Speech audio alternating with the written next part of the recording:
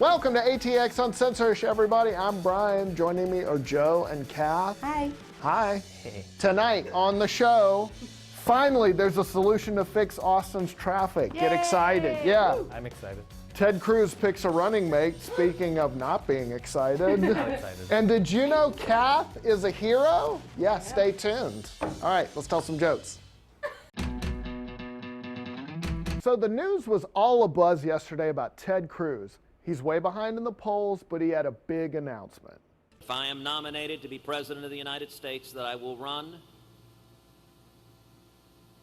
on a ticket with my vice presidential nominee, Carly Fiorina. Wow, that was not worth that pause. That was way too long of a pause for Carly Fiorina. Wow, but okay, she's really shattering the glass ceiling of losing the same presidential race twice. Seriously, why is this a big deal? All Ted Cruz did was name the person who gets to stand behind him when he gives his concession speech. And if Carly Fiorina does for his campaign what she did for Hewlett-Packard, that concession speech should be coming at any minute. All right, though, let's go to the person who's actually going to get the nomination, Donald Trump. Does he have a VP pick for us? Stone Cold Steve Austin? Maybe just a mini-me version of himself that says, "You're right again, boss." Oh, that's good. That's real good. No, I don't want to even think about it right now. I'm not doing that. We're going to set up a committee at some point in the not-too-distant future. Trump's like, "Vice President, what are you, crazy? Someone else getting to stand up with me on stage and say things?" It'll be the only vice presidential speech that is given by the presidential candidate instead. He's very happy to be here, trust me. Tell him. No, just kidding. He's very happy to be here. Meanwhile, Chris Christie's standing behind Trump like he's a prisoner of war. The poor guy's basically Reek from Game of Thrones. And Trump talking about how he's not ready to pick a vice president with Christie standing right there is a total Ramsey Bolton move. Reek has been a good boy, master. Be quiet. He's very happy to be here.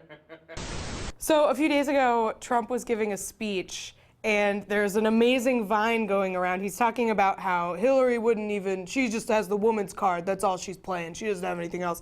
And Mary Pat Christie, Chris Christie's wife, is standing behind him like, it's so good. Frankly, if Hillary Clinton were a man, I don't think she'd get 5% of the vote.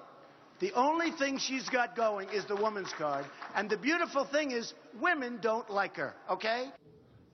The Christies just seem to be trying to communicate subliminal messages to everyone as much as possible. Yeah. They look like prisoners of war who are like blinking out Morse code, like blinking out their location, like, "We're in New Jersey right now, please send help."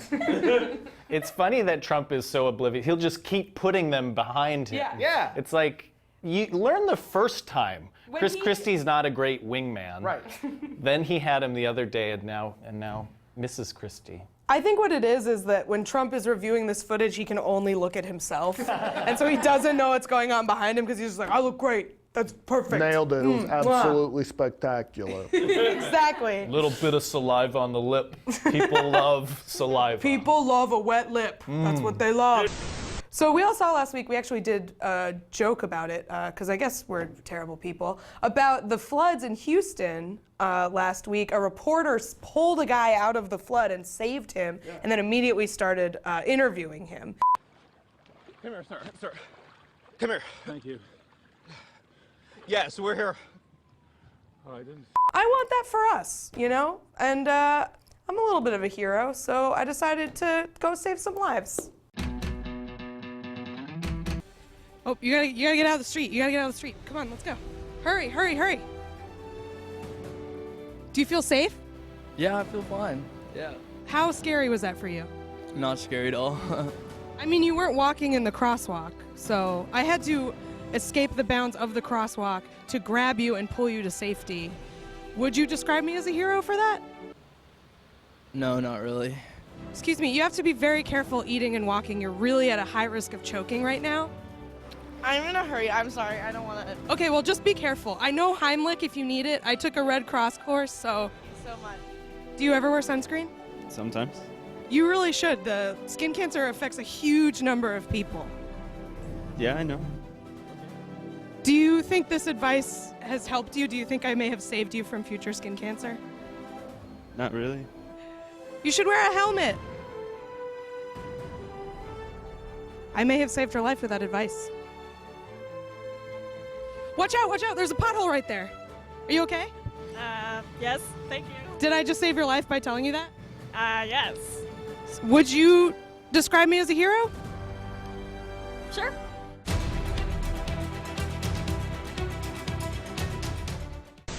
So it's no secret that traffic in Austin is terrible. But don't worry, our city leaders have come up with a foolproof way to fix the problem.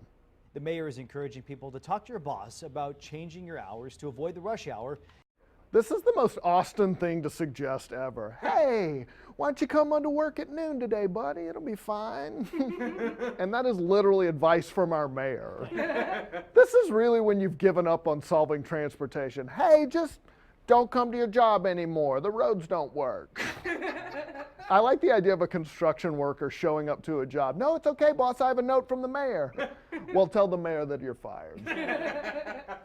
They got this great idea when President Obama visited town for South by Southwest. As a community, we also asked ourselves, if we can do this for the president, can we do this for ourselves? That was one day. That's what we're basing our plan around?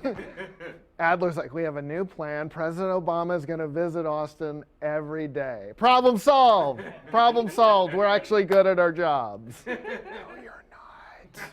The city's solution for traffic is like if my girlfriend asked me, honey, did you fix the car? And I'm like, yeah, I just stopped driving it. They gave me a key to the city. It was amazing. They said I really contributed to Austin's infrastructure. I'm the hero. Guys, we all love dogs. Everyone has dogs. Since the beginning of time, man has domesticated dogs. Not really, but okay. But did you know, excuse me, I'm talking. But did you know there's a new study out that says your dog actually does not like all the hugs and kisses you give them. It makes them really nervous and stresses them out. This is really upsetting. Like, why would scientists want to harsh our vibes this way? I don't, like, now I'm gonna feel guilty every time I hug a dog. I'm not gonna be able to stop. Anytime I have seen a dog in public, I can't not go, look at dog. Yeah. Anytime I see a dog anywhere, I must point it out to all of the people I'm with. It's like a horrible disorder. I can't just let it go. I think it's reassuring that dogs and I feel the same way about getting hugged. Yeah. You get overstimulated and like kind of freak out a little bit? Yeah. It's good to know. I feel trapped sometimes when people hug me. Like I can't get away. I have a friend. You don't like that. How do you feel? Not with you. I could break that grip in 2 seconds. I have a friend, like one of my friends, I have so much respect for her because if she's in public and someone comes up to her and is like, hey, she's like, oh no, thank you. I don't really like hugs. Right. So like we should all feel empowered to say no to a hug. We all feel bad. No, we're not hugging. You're wearing the same shirt. It'll look really cool and weird if you hug. We'll just meld into one Siamese twin. Where does Brian end so natural. and Joe begin? Let's touch beards. No. Oh. Give a very warm welcome to Ralphie Hardesty. Guys, look, I wish I were gayer. I wish.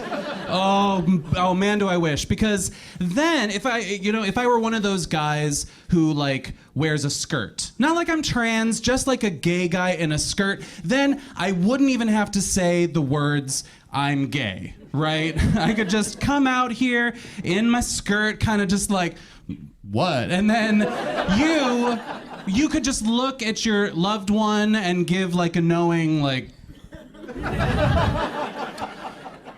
we got a gay one, and then I could just move on. I wouldn't have to say anything, but you know, like this could mean anything in this city. This is like Austin Biz Cash. This is just like all this means is I have a job, so I have to say I'm gay, and doing comedy, I have to perform in a lot of pretty masculine spaces.